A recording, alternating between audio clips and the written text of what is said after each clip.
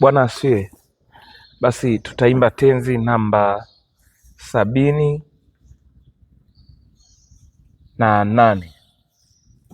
Tenzi namba 78.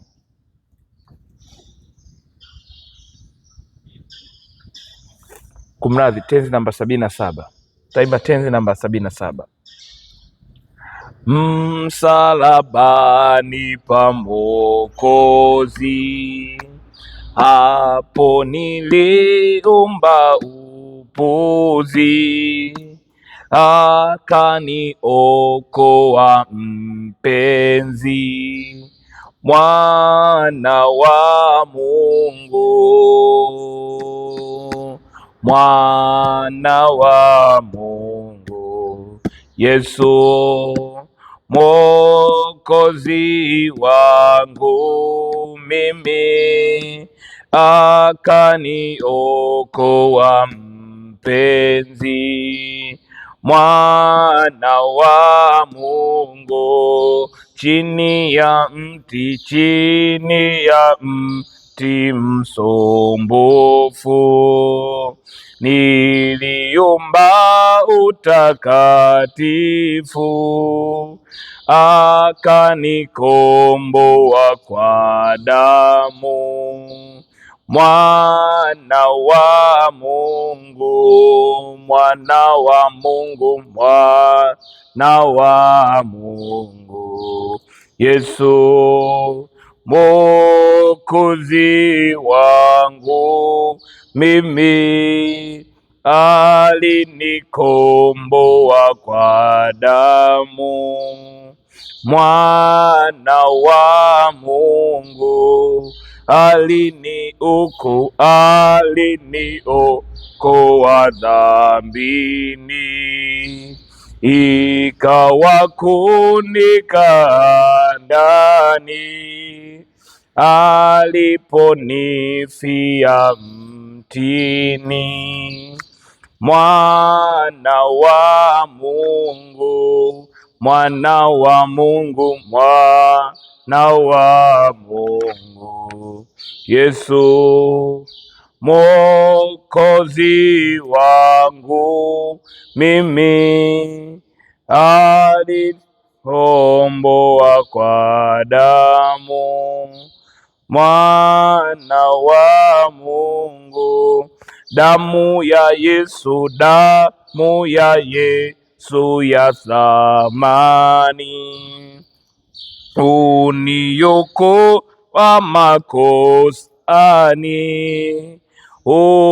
unirejesha wokovuni, mwana wa Yesu, mwana wa Mungu, mwana wa Mungu, Yesu Mwokozi wangu mimi, uniendesha wokovuni, mwana wa Mungu, hicho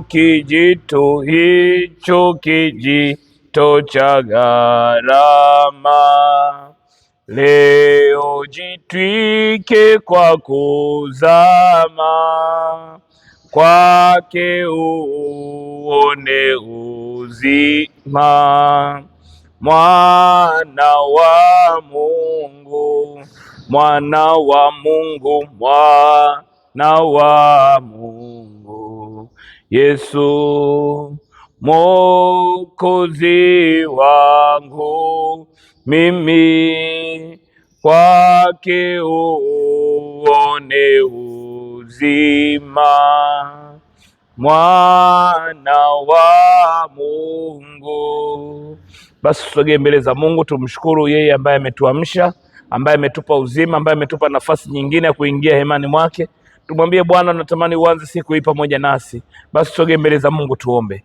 Mungu wetu na Baba yetu wa mbinguni, tunayo heshima kubwa na unyenyekevu mwingi mbele zako Bwana, kwa jinsi ambavyo umefanya mfalme wa amani, kwa jinsi ambavyo umetulinda katika makesha yote ya usiku. Tulilala kila mmoja kwa kuchagua kwa hiari, lakini Bwana tumeamka kwa neema yako Bwana, katika jina la Yesu na kwa damu ya mwana kondoo tunasogea mbele zako tukiwa na shukrani nyingi mioyoni mwetu kwa jinsi ambavyo Bwana umetuhurumia, kwa jinsi ambavyo Bwana umetupenda, hata tena Bwana ukatuchagua kuingia hemani mwako majira haya Bwana, katika jina la Yesu na kwa damu ya mwana kondoo. Mungu mwaminifu, na kushukuru kwa wote ambao tumepata kibali cha kuingia hemani mwako. Asante kwa ajili ya sisi ambao tumefika mahali hapa. Asante kwa ajili ya wenzetu ambao wako njiani kusogea mahali hapa. Asante kwa ajili ya wale wanaotufuatilia kwa njia ya mtandao. Baba, katika jina la Yesu, Baba, na kwa damu ya Yesu, Mungu mwaminifu, watoto wako na watumishi wako tuko mahali hapa, tukikukabidhi Bwana siku hii ya leo, tukikukabidhi ratiba za siku hii ya leo, tukikukabidhi huduma zetu Bwana, tukikukabidhi kazi zetu Bwana, tukikukabidhi na biashara zetu na ratiba mbalimbali ambazo tuko nazo, katika jina la Yesu na kwa damu ya mwana kondoo. Mungu mwaminifu, tunanyenyekea chini ya mkono wako wenye nguvu Bwana, tunaomba utuhuishe Bwana, tunaomba utusaidie Bwana, tunaomba utubariki Bwana, tunaomba utuinue Bwana. Tunatamani kuisikia sauti yako, tunatamani kutembea kwenye maelekezo yako ya kimbingu, katika jina la Yesu na kwa damu ya Yesu, katika jina la Yesu na kwa damu ya Yesu. Mungu mwaminifu, tunanyenyekea mbele zako tukiomba toba na rehema Bwana Yesu. Uisha maisha yetu Bwana Yesu, uisha nafsi zetu Bwana Yesu, uisha roho zetu Bwana Yesu, uisha kwa upya Bwana, ili tutembee katika chini ya maagizo yako, mfalme wa amani. Na hapo tutakaposema kwamba ni wewe Mungu uliyetusaidia, kwamba ni wewe Mungu uliyefanya haya, kwamba ni wewe Mungu uliyetuepusha na ajali hizi, kwamba ni wewe Mungu uliyetupa wateja hawa, kwamba ni wewe Mungu uliyetupa neema hii, katika jina la Yesu na kwa damu ya mwana kondoo, tunaamini Bwana utakuwa pamoja nasi tunakualika mahali hapa Bwana, tunapoanza kutafakari neno lako. Mungu mwaminifu, achilia Roho wako Mtakatifu na malaika zako akatuelekeze hata tukapate kuelewa na maandiko Bwana. Achilia mafunuo yako zaidi Bwana, neno lako Bwana likawe msaada kwenye maisha ya kila mmoja wetu. Basi Bwana utembee pamoja nasi tunapoanza hata tukapomaliza, kwa utukufu wa jina lako Mungu tumeomba na kuamini, amen. Basi watumishi wa Mungu, niombe tuketi. Amen. Wapendwa, tunaendelea na somo letu la baraka lenye kichwa kinachosema Mungu nijalie na mimi. Kama nilivyotangulia kusema hapo mwanzo, ni kichwa cha kimaombi ambacho tunasogea mbele za Mungu kumwambia Mungu, naomba unijalie na mimi. Mungu, naomba unijalie na mimi. Ni kichwa cha kimaombi kwamba tunamwambia Bwana, tunaomba utujalie na sisi. Ama kimsingi somo hilo linapatikana katika kitabu cha Mambo ya Nyakati wa Kwanza sura ile ya 4 aya ile ya 9 na ya 10. Mambo ya Nyakati wa Kwanza sura ya 4 aya ya 9 mpaka aya ile ya 10, ambapo neno la Mungu linasema, naye Yabesi alikuwa mwenye heshima kuliko nduguze. Inazungumzia habari ya Yabesi, mtu ambaye Biblia inamsema kwamba alikuwa ni mtu mwenye heshima kuliko nduguze. Anasema hivi, mamaye akamwita jina lake Yabesi akisema, kwa sababu nalimzaa katika huzuni. Huyo Yabesi akaingana na Mungu wa Israeli akisema, lau kwamba Bwana ungenibarikia kweli kweli na kuzidisha uzi yangu, na mkono wako ungekuwa pamoja nami, nawe ungenilinda na uovu, ili usiwe kwa huzuni yangu. Biblia inasema naye Mungu akamjalia hayo aliyoyaomba. Naye Mungu akamjalia hayo aliyoyaomba. Watumishi wa Bwana, tuliangalia haya maombi ya Yabesi na tukaangalia jibu kutoka kwa Mungu, jinsi ambavyo Yabesi alitathmini maisha yake, akasema hapana, nahitaji neema na rehema za Bwana. Akasema, akasogea kumwomba Mungu, na alipomwomba, mstari wa 10 mwishoni kabisa, neno la Mungu linasema naye Mungu akamjalia hayo aliyoyaomba. Watumishi wa Bwana, natamani tupige hatua nyingine kusogea mbele kidogo, na leo tutaangalia case study ya taifa la Israeli, kusoma katika kitabu cha Hesabu sura ya 14 aya ile ya 8. Kitabu cha Hesabu sura ya 14 aya ile ya 8. Kitabu cha Hesabu sura ya 14 aya ile ya 8.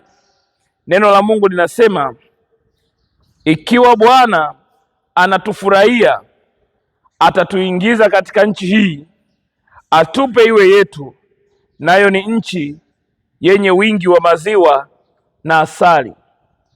Ikiwa Bwana anatufurahia, atatuingiza katika nchi hii, atupe iwe yetu, nayo ni nchi yenye wingi wa maziwa na asali. ikiwa Bwana anatufurahia, atatuingiza katika nchi hii, atupe iwe yetu, nayo ni nchi yenye wingi wa maziwa na asali. Watumishi wa Mungu, haya ni majibu ya wapelelezi wawili baada ya kutumwa wapelelezi 10 kwenda kuipeleleza nchi, na wale kati ya wale 12 waliotumwa 10 wakarejesha majibu, wakasema ya kwamba ile nchi atupayo Bwana tuikao, ile nchi ambayo Bwana ametuahidia tuikae, sio nchi tupu, ni nchi ambayo kwanza inakaliwa na wenyeji wake. Anasema inakaliwa na Wahiti na Wahivi na Waamori na watu kadha wa kadha. Anajaribu kusema mazingira wanayokutana nayo baada ya wao kufanya upelelezi, na hawakusema uongo, walisema kile kitu ambacho walikiona. Waliangalia ile mazingira ambayo waliyaona, walisema lile nchi ni nchi ambayo jeshi lake ni kubwa na imara mara nyingi kuliko jeshi letu. Akasema watu wake ni watu wenye nguvu kuliko sisi. Sio kwamba walidanganya, walisema kweli kitu ambacho walikiona, na neno la Mungu linaendelea kusema kwamba wao wakajiona kama panzi na wale watu wakawaona jinsi walivyokuwa majiant. Anasema walivyoona maadui zao, walivyoona wale watu ambao Bwana amesema hiyo nchi ndio nitakayowapa, akasema mioyo yao ikadhoofika, wao wakajiona kama panzi. Watumishi wa Mungu, na hawakusema uongo, kwa sababu walitetemeka, wakajawa na hofu kubwa, wakajawa na wasiwasi mkubwa, na jinsi walivyojiona ndani yao wakajiona kuwa dhaifu mno, wakajilinganisha na panzi. Lakini hawa watumishi wa Mungu Caleb pamoja na mwenzake wanavyotoa majibu, wapelelezi wawili wanavyotoa majibu, wanasema jambo moja la kutia moyo. Wanasema ikiwa Bwana anatufurahia ikiwa Bwana anatufurahia, ikiwa Bwana anatufurahia, atatupa nchi hii iwe yetu, nayo ni nchi iliyojaa maziwa na asali, nayo ni nchi yenye wingi wa maziwa na asali. Anatoa precaution moja, anasema jambo la msingi ni kujua ikiwa Bwana anatufurahia. Watumishi wa Mungu, tuseme ikiwa Bwana anatufurahia. Watumishi wa Bwana Caleb na Joshua wanasema ikiwa Bwana anatufurahia, atatupa nchi hii iwe yetu, nayo ni nchi iliyojaa maziwa na asali. Kwa hiyo shida sio kwamba katika nchi hiyo tunakutana na nani, sio kwamba jeshi letu lina nguvu kiasi gani. Shida sio wewe mtumishi wa Bwana una hela kiasi gani. Shida sio mimi pengine nina nguvu kiasi gani, lakini tatizo ama hoja ya msingi ni kwamba Bwana ananifurahia au anakufurahia wewe kwa kiwango gani? Bwana Yesu asifiwe. Anasema kama Bwana anatufurahia, hatoacha tuaibike. Kama Bwana anatufurahia, hatoacha tudheleeke. Kama Bwana anatufurahia, hatotuaibisha. Kama Bwana anatufurahia, yeye alitupigia hapo nyuma akawapiga Waamori, aliwapigia hapo nyuma akawapiga Wayebusi, alikutana na sisi hapo nyuma akawapiga watu kadha wa kadha waliokuja kushindana na sisi. Kwa hiyo anawaambia kama Bwana anatufurahia, watumishi wa Bwana, atatupa nchi hii iwe yetu, nayo ni nchi yenye wingi wa maziwa na asali. Tunapojadili habari ya Mungu nijalie na sisi, lazima tujadili na habari ya jinsi ambavyo maisha yetu yanamfurahisha Mungu. Tunapojadili habari ya kusogeza ajenda zetu mbele za Mungu, lazima tujadili na habari ya jinsi ambavyo maisha yetu yanampa Bwana utukufu. Mungu anafurahia maisha yetu kwa kiwango gani?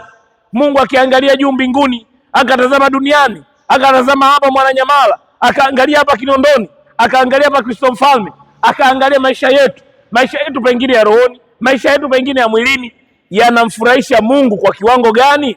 Anasema ikiwa Bwana anatufurahia, atatupa nchi hii iwe yetu, nayo ni nchi yenye wingi wa maziwa na asali. Watumishi wa Bwana, kwa kiwango gani unamfurahisha Mungu? Hiyo ni jambo la msingi wapendwa. Hiyo ni jambo la msingi watumishi wa Bwana. Lazima tujifanyie tathmini kwamba hivi maisha yangu ya siri Watumishi wa Bwana, ni rahisi kumfurahisha mtu anayekuona, ni rahisi kumfurahisha mchungaji wako kwa sababu anakuona nusu saa, hakuoni masaa yote.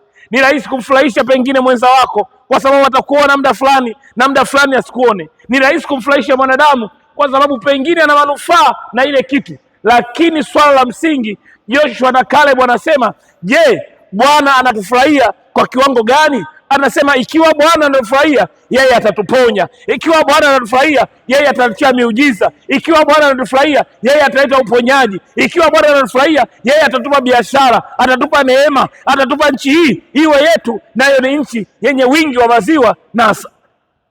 Bwana Yesu asifiwe. Kwa hiyo ni muhimu kujiuliza, mpendwa, unamfurahisha Mungu kwa kiwango gani? Kwenye mazingira yako ya kawaida, kwenye ratiba zako za kawaida, kwenye majukumu yako ya kawaida, ni lazima kujiuliza unamfurahisha Mungu kwa kiwango gani?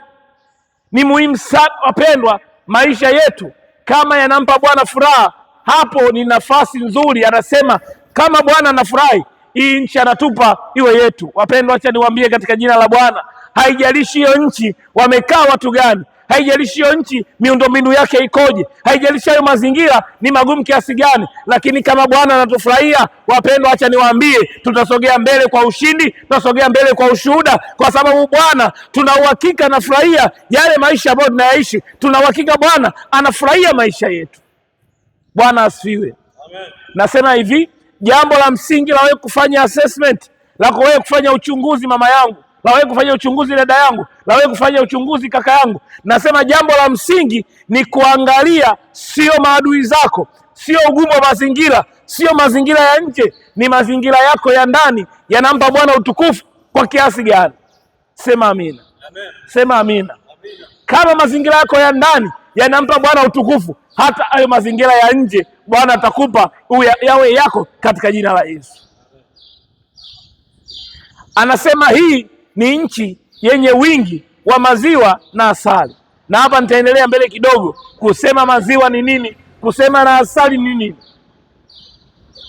Lakini jambo la msingi la kuzingatia ni kwamba, wapendwa, maisha yetu, wana maombi wenzangu, ndugu zangu wa ibada hii ya asubuhi, maisha yetu tunavyotoka nje ya ibada, maisha yetu tunavyokutana katika mazingira ya kawaida, yanamfurahisha Mungu kwa kiasi gani?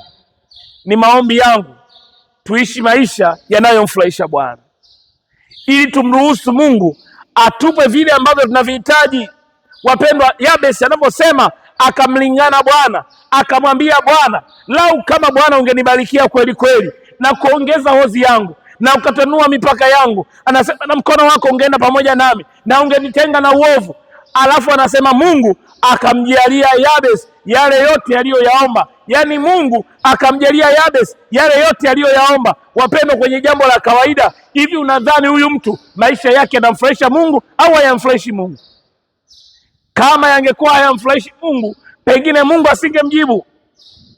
Na nyinyi mnafahamu, wale wanaokuja ibada ya jioni wanafahamu kuna somo la baraka linaendelea pale. Mtumishi wa Mungu anasema Hana alipokuja madhabahuni kwa Bwana, na hata Penina alikuja, na hata Elikana alikuja, na wote waliomba, na wengine wengi walikuja, lakini maisha ya Hana, jinsi ambavyo aliulingana Bwana, alivyomimina moyo wake kwa Bwana, anasema Bwana akamjalia Hana. Na sio kwamba hakuangalia wale wengine, hatujui habari alizowafanyia hao wengine, lakini ninachojua kwamba Hana alimfurahisha Mungu, naye Mungu akamjalia. Wapendwa, tuko hapa watu wengi watumishi wa Bwana.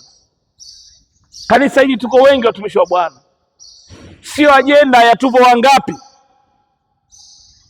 Wale wapelelezi wanasema sio kwamba sisi ni dhaifu kiasi gani. Kuna watu ambao wanatoka katika familia dhaifu, uchumi wao ni dhaifu, mazingira yao ni dhaifu, lakini wanamfurahisha Mungu. Anasema hao wanaonifurahisha, anasema heri wamtumainiao Bwana, maana hao watapata uzima. Watumishi wa Bwana, heri wanaomtumaini Bwana, maana hao watapata uzima wa milele. Watumishi wa Bwana, ni muhimu sana kuishi maisha yanayomfurahisha Mungu, ili tunaposogea kwa ajenda za kimaombi kumwambia Bwana, unajua zile sida, unajua Bwana natamani na lile pale, unajua Bwana natamani kufika pale, natamani kuingia pale, naomba unijalie na lile, naomba unijalie na lile. Bwana, kwa sababu umepata kibali machoni pa Bwana, maisha yako yanamfurahisha Mungu, atakupa. Bwana Yesu asifiwe. Wazazi wenzangu, Bwana Yesu asifiwe. Sisi tuna watoto huko majumbani, unaangalia maisha ya wale watoto wako wote, alafu anakuja huyu anakwambia baba naomba kitu fulani, mama naomba kitu fulani, alafu yule mtoto ambaye anakufurahisha, pengine ana heshima, pengine ana adabu, anafanya na vizuri shuleni, ana hofu ya Mungu, anaomba, pengine anafanya na kazi za nyumbani, amefanya kila kitu, alafu anakwambia mama naomba kitu fulani, au baba naomba kitu fulani, kwa sababu tayari amekufurahisha. Ni rahisi kumpa. Kweli ama si kweli? Kwa sababu amekufurahisha. Ukiangalia ile homework amemaliza, kama ulimwachia kuosha vyombo amemaliza, kama ulimwambia afanye kitu fulani amemaliza, kama ulimwambia ogeshe na mtoto amemaliza. Kila kitu amekifanya, anakufurahisha. Amefanya mpaka ziada, amepika na cha jioni, ameandaa na meza, amefanya na hivi na vile pale, ameshaoga, yuko tayari. Alafu anakwambia baba naomba unisaidie kitu fulani. Wapendwa, hautompa mtoto huyo. Unamwangalia kwa jinsi ambavyo amefanya, amejiongeza, unaona mwanangu amekuwa, amekufurahisha moyoni mwako. Unampa kile kitu ambacho anakihitaji. Watumishi wa Bwana, tunaposogea madhabahuni kwa Bwana kumwambia Bwana tunaomba utujalie na sisi ufanye na kwetu, ni muhimu sana kuangalia maisha yetu yanamfurahisha Mungu kwa kiasi gani. Neno la Mungu linasema mahala pengi, linasema hivi, Bwana atawapa nchi, nayo nchi yenye wingi wa maziwa na asali. Nchi yenye wingi wa maziwa na asali.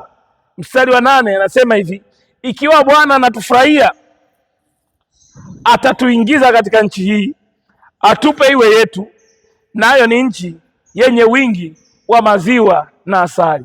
Watumishi wa Mungu, labda nianze kusema habari ya maziwa ni nini. Mahala pengi nasikia Mungu anavyowaahidia watu wake, anavyowaahidia taifa la Israeli. Anawaambia habari ya kwamba ipo siku nitawapa nchi, ni nchi ya ahadi, nchi ambayo imejawa na wingi wa maziwa na asali. Sasa tuanze kuangalia maana ya hizi maneno ambayo Mungu anayasema. Inawezekana kweli ni maziwa kama maziwa? Inawezekana kweli ni maziwa kama maziwa? Inawezekana kweli ni asali kama asali? Lakini ina maana ya kiroho ndani yake, ina maana ya kimungu ndani yake, kwamba maziwa, tukizungumzia maziwa kwenye maisha yetu ya kiroho tuna maana gani? Paulo alikuwa anawaambia watu, yatamanini maziwa yasiyogoshiwa ili nikapate kukua kwenye 1 na 2 na 3. Anawaambia kwamba yatamanini maziwa yasiyogoshiwa. Sasa maziwa, tunapozungumza habari ya maziwa kwenye maisha yetu ya kiroho tunazungumza habari ya nini? Maziwa ni mazingira ama ni kitu ambacho kinasaidia ukuaji wetu. Maziwa ni chakula ama ni kitu ama ni mazingira yanayosaidia ukuaji wetu. Mtoto anapozaliwa, wote mnafahamu, anapewa maziwa kwa sababu maziwa yana protein kwa sababu maziwa yanasaidia yule mtoto kukua. Hapewi chakula kingine, anapewa tu maziwa, na yale maziwa ndio hayo yanayosaidia yule mtoto kukua. Ni chakula ambacho kinasaidia ukuaji, sio kwamba vingine visaidii, lakini maziwa yana protini nyingi ambayo yanasaidia ukuaji. Kwa hiyo watumishi wa Bwana, maziwa hata kwenye maisha yetu ya kawaida ni mazingira ambayo yanasaidia ukuaji. Mtumishi wa Mungu Nelson anasema hivi, alivyowaambia Wakorintho kwamba yatamanini maziwa yasiyogoshiwa, alikuwa na maana kwamba yatamanini chakula ambacho ama mazingira ambayo yataruhusu ukuaji wenu. Mungu anavyowaambia taifa la Israeli kwamba nitawapa nchi ambayo ina wingi wa maziwa, anasema nitawapeleka mahali ambapo patasaidia ukuaji wenu, patasaidia maisha yenu, yatakuwa, yatastawi, hayatobaki vile vile, hamtobaki vile vile kila siku vile vile. Watumishi wa Mungu, mazingira madumavu, mazingira sio support ukuaji, hayo sio mazingira ya kimaziwa. Wangapi wananielewa watumishi wa Bwana? Bwana Yesu asiwe. Kwa hiyo lazima tukae kwenye mazingira ambayo yanasapoti ukuaji wetu. Sio swala la wangapi ambao tunaenda pamoja, ni swala la wewe unaimarika ama unakuwa kwa kiasi gani. Watumishi wa Bwana, kama watoto ni mapacha, mmoja akawa ananyonyeshwa, mwingine anyonyeshwe, utasema huyu kwa sababu ananyonyeshwa, kwa sababu maziwa yapo, utasema na huyu atakuwa tu? Hapana, lazima huyu anyonye, lazima na huyu anyonye. Kama wote wanahitaji kukua vizuri, kuwa na afya njema za mwili na roho, ni lazima wote wapate maziwa. Kwa hiyo ninavyosema hivi, habari yasema nitawapa nchi yenye wingi wa maziwa na asali, nimesema ni kweli, inawezekana ikawa ni habari ya maziwa kwamba kama chakula, lakini Mungu anazungumza zaidi habari ya mazingira yanayoweza kukusaidia kukua mahali hapo, kusaidia uchumi wako kutoka hatua moja kwenda hatua nyingine, kusaidia maisha yako ya rohoni kutoka hatua moja kwenda hatua nyingine, kusaidia maisha yako ya mwilini. Tuone mtumishi wa Bwana ukistawi, tuone mtumishi wa Bwana. Hiyo ndio furaha ya Bwana, kuona watumishi wa Mungu tunainuka, tunatoka hatua moja kwenda hatua nyingine. Hiyo ndio furaha ya Bwana. Anasema nitakupa mazingira ambayo yatasapoti ukuaji wako. Bwana Yesu asifiwe. Bwana asifiwe. Acha niwaambie jambo moja, watumishi wa Bwana. Mara nyingine tukizungumza habari hiyo, unaweza ukadhani mazingira ambayo yanasapoti ukuaji wako yatakuwa mazingira rahisi. Sio lazima mazingira ambayo yanasapoti ukuaji wako yawe mazingira rahisi. Mara nyingine hata mazingira magumu yanasaidia kusogeza hatua fulani ya imani. Ngoja niwaambie jambo moja. Kuna ndugu mmoja alitoka kwenye familia nzuri, familia yenye uchumi mzuri, familia ambayo ina hofu ya Mungu, na familia ile ambayo ilikuwa ukihitaji kitu unapata kirahisi. Na yule mtoto akakuwa kwenye mazingira yale, hofu ya Mungu haikuwa kubwa kwenye maisha yake. Yule mtoto akaanza kuumwa siku moja, na kwa sababu familia inaweza kufanya kila kitu, ikafanya kila kitu, ikaanza kufanya kila kitu. Hakujua jinsi ya kusimama peke yake, kujitegemea. Akipata changamoto kidogo, mama unajua kuna hili. Akipata changamoto kidogo, mama, baba unajua kuna hili. Baba anafanya. Yule mtoto mtumishi wa Mungu akipata changamoto kidogo, yani kidogo, anapiga simu kwa mama, kwa sababu wapo wa kuweza kuwapigia simu. Na nyinyi mnafahamu tunaishi katika mazingira ambayo unaweza ukapata changamoto na hauna kumpigia simu. Mazingira yanakulazimisha wewe mwenyewe, katika mazingira hayo wewe ndio watu wanakupigia simu kukuomba msaada. Yani muda ambao wewe unahitaji kuomba msaada kwa mtu mwingine, lakini watu ndio wanakuomba msaada wewe. Hayo ndio mazingira ya kimaziwa yanayokulazimisha ukue, uwaze zaidi, ufanye zaidi. Bwana Yesu asifiwe. Kuna watu ambao wamelelewa kwa ndugu, kuna watu ambao wamekuwa kwa majirani, kuna watu ambao wamelelewa na watu baki. Alafu hao watu mazingira yao yalikuwa mabaya, lakini yaliwasaidia, yakaweka nidhamu, yakaweka hofu ya Mungu ndani yao, wakawa watu wa maombi, wakainuka, wakawa imara zaidi.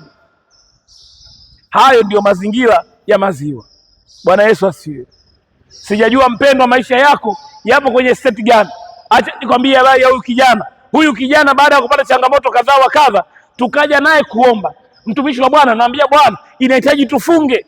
Anasema mimi tangu kuzaliwa sijawahi kushinda na njaa. Nikamwambia, mpendwa, habari ya kufunga sio habari ya kushinda na njaa. Habari ya kufunga ni kujiachilia mwili wako, commitment kwa Mungu, kwamba Mungu, nina hii agenda natamani kuifanya. Na sisi watumishi wa Bwana, kuna watu ambao mazingira yetu sio kwamba tumefunga, lakini kuna mazingira ya kukosa chakula, unakaa siku 2, siku 3 na haufi. Bwana asiwe. Bwana Yesu asiwe. Kuna mtu ambaye yupo kwenye mazingira ambayo chakula kwake sio agenda, yani kikija sawa, lakini kisipokuja tunaendelea tu mbele. Mtumishi wa Mungu akaniambia, mtumishi, mimi sijawahi kushinda na njaa hata siku moja, sijui kama nitaweza. Nikamwambia, utaweza. Tena nikampigia simu na mama yake, nikamwambia, bwana njoo tufunge kwa ajili ya mtoto wako hapa. Akasema, baba, na utu uzima wangu huu mimi na miaka mingi kweli sijawahi kutokuacha kula, tena chakula anakutajia hivi, tunakuja vile, labda baba tufunge, lakini walau tuwe tunakunywa maziwa, walau tuwe tunakunywa maji, walau tuwe tunakula matunda. Nikamwambia hamna, hapa tunafunga kuanzia asubuhi, hatuli kitu mpaka jioni. Tutaweza kweli? Hatakufa kweli? Wasiwasi mkubwa. Ukiangalia maisha yao yamekuwa maisha laini. Nikamwambia sasa, kama mtachagua kufunga ama kuacha muendelee na mambo, tutachagua nyinyi. Wakasema haya, ngoja tujaribu. Nikamwambia sio swala la kujaribu, tunafunga, tunamwambia Mungu, tunajielekeza mioyo yetu kwako. Tukafunga, tukaanza kuomba na yule mama, tukaanza kuomba na yule kijana wake, tukaanza kuomba. Tukafunga siku ya kwanza masaa 12, tukafunga siku ya pili masaa 12. Ikaendelea, ikaanza kuwa tabia. Mara kadhaa kila wiki tunapata nafasi ya kufunga, mara 2 mara 3 tunafunga, mpaka kipindi ambacho yule mtoto amekaa vizuri. Yule mama alikuwa muombaji, mfungaji kuliko hata mimi. Kila jioni nakwambia, bwana kesho nafunga tena. Nikamwambia kesho mimi sifunge. Mimi basi nitafunga. Yule mtoto akaniambia, bwana kesho nafunga. Mimi nitafunga. Watumishi wa Bwana, mazingira ambayo yanasapoti ufanye nini? Ukuaji. Mungu aliamua kuchagua mazingira hayo ili kuonyesha kwamba nyinyi mpo kwenye mazingira haya soft ambayo yanawaua, yanawadidimiza. Hebu tokeni, sogeeni mbele za Bwana, mlinganeni Mungu, mtakuza imani zenu, mtakuwa watu wa maombi, mtasaidia watu wengine. Wapendwa, ni maombi yangu kwa Bwana kwenye hayo mazingira ambayo tuko nayo, Bwana yasababishe yawe mazingira yatakayotupa hatua moja ya ukuaji katika jina la Yesu. Sema amina. Kuna mazingira ambayo tunapitia kweli ni magumu, tuna mazingira ambayo tunapitia kweli ya machozi, lakini ni mazingira ambayo yanatupeleka hatua moja mbele ya imani, yanatupeleka katika hatua yetu ya hatima, yanatupeleka katika hatua moja ya ushindi katika jina la Yesu. Sema amina. Sema amina. Kwa hiyo sio ajenda ya kukata tamaa, ni ajenda, ni mazingira yanayosapoti ukuaji wako. Wapendwa, acha niwaambie, kuna watu ambao walizaliwa katika familia zisizokuwa na watu. Kesho sema tutaangalia kitabu cha Waamuzi sura ya 11, mazingira ambayo mtu anazaliwa katika hali ya kudharauliwa. Wengine wamezaliwa na makahaba, wengine wamezaliwa na watu ambao yani katika mazingira magumu. Na nyinyi mnafahamu kuna watu wamezaliwa katika vijiji, hatukujua kesho yetu itakuwaje, lakini mkono wa Mungu kwenye mazingira yale ulituinua ukatufanya hivi tulivyo. Ni maombi yangu kwa Bwana, hiyo kazi isikutoe roho, hiyo biashara isikutoe roho, ikuimarishe kiimani, ikusogeze hatua moja mbele katika jina la Yesu. Sema amina. Sema amina. Mazingira ya maziwa, nitawapa mazingira ambayo kama ni unahitaji watu, Mungu akuinulie watu watakao kushika mkono, watakao kuinua. Sema amina. Bwana atujalie na sisi. Bwana atujalie na sisi. Bwana atujalie na sisi tuingie katika nchi yenye wingi wa maziwa. Kama tunahitaji wateja, Bwana atufurahie, atupe wateja waje kwetu. Kama tunahitaji kibali, Bwana atufurahie, atupe kibali machoni pa wakuu wetu. Kama tunahitaji neema fulani, kama tunahitaji uponyaji fulani, Bwana atufurahie, atuweke katika mazingira yatakayo support ukuaji wetu. Bwana Yesu asifiwe. Tafadhali naomba tusimame.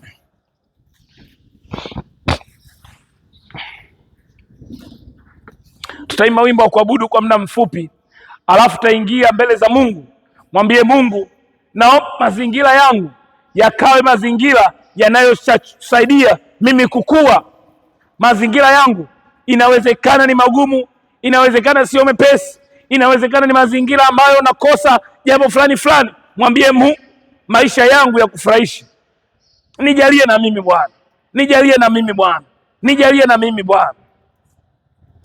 Ametenda maajabu nami siwezi kueleza, siwezi kueleza. Ametenda maajabu nami siwezi kueleza. Ametenda maajabu, ametenda maajabu nami siwezi kueleza,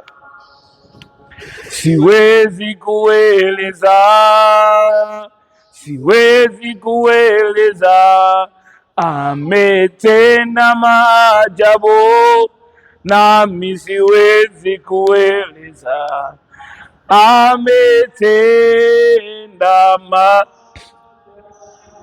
Watumishi wa Bwana, tusogee mbele za Mungu, tumwambie Bwana, tunaomba Bwana utujalie na sisi. Tunaomba Bwana utujalie mazingira ya kimaziwa. Tunaambia Bwana, naomba utujalie mazingira yanayosapoti ukuaji wetu. Tumwambie Bwana, nakuomba utujalie na sisi kwenye biashara zetu, kwenye kazi zetu. Mwambie Bwana, kama nilikukosa, hata Bwana hukufurahia maisha yangu, naomba toba na rehema. Lakini mwakualika Bwana kwenye maisha yangu, na kualika kwenye siku hii ya leo, na kualika kwenye siku hii ya leo, katika jina la Yesu na kwa damu ya Yesu, katika jina la Yesu na kwa damu ya Yesu, katika jina la Yesu na kwa damu ya Yesu. Neno lako Mungu linasema, ikiwa Bwana utatufurahia, ikiwa Bwana unatufurahia, ikiwa Bwana unatufurahia, Bwana utatupa nchi hii iwe yetu, nayo ni nchi iliyojaa maziwa na asali.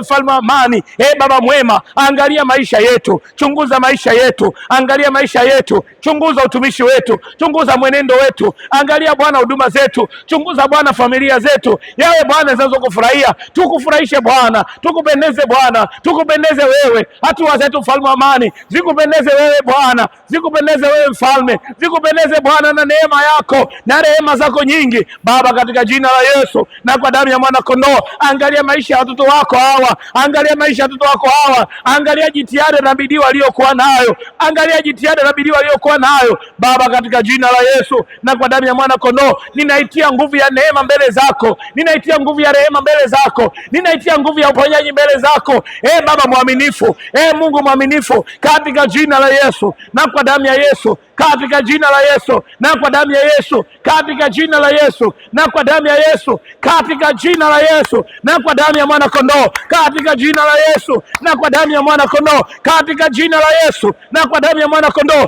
Na ijulikane kuwa ni Mungu wetu, na ijulikane kuwa ni baba yetu, na ijulikane kuwa ni kiongozi wetu, na ijulikane kuwa ni mtetezi wetu. Ingilia kati Bwana kwenye maisha yetu, Mungu mwaminifu. Hatua zetu zikalindwe na wewe mwenyewe Mungu. Haijalishi mazingira ni magumu kiasi gani, haijalishi tumezingirwa na watu aina gani, lakini Bwana Yesu, tunakualika neema yako. Tunapoialika neema yako, tunapoialika neema yako, Mfalme amani, ujidhihirishe kwa watoto wako. Uwape maziwa Bwana, uwape na asali Bwana, uwape na ukuaji Bwana, uwajalie na wao katika jina la Yesu na kwa damu ya mwana kondoo. Wewe Mungu uliyembariki Yabesi, wewe Bwana uliyembariki Esther, wewe Bwana uliyembana, wewe Bwana uliyeinua watoto wako na watumishi wako mbalimbali, wabariki na katika jina la Yesu na kwa damu ya Yesu. Wewe Mungu unayejua mahitaji ya watoto wako hawa, unayejua mahitaji ya watumishi wako hawa, unayejua mahitaji ya watoto wako hawa Baba, katika jina la Yesu na kwa damu ya mwana kondoo. Na ijulikane hivi leo kuwa wewe ni Mungu wetu, na ijulikane hivi leo kuwa wewe ni baba yetu, na ijulikane hivi leo kuwa wewe ni Mungu wetu, katika jina la Yesu na kwa damu ya mwana kondoo, katika jina la Yesu na kwa damu ya mwana kondoo, katika jina la Yesu na kwa damu ya mwana kondoo. Tunaalika uwepo wako, tunaalika na nguvu zako katika jina la Yesu na kwa damu ya mwana kondoo. Kwenye familia zetu tunaalika nguvu zako, kwenye hatua zetu tunaalika uwepo wako, kwenye kazi zetu, kwenye ratiba zetu tunaalika uwepo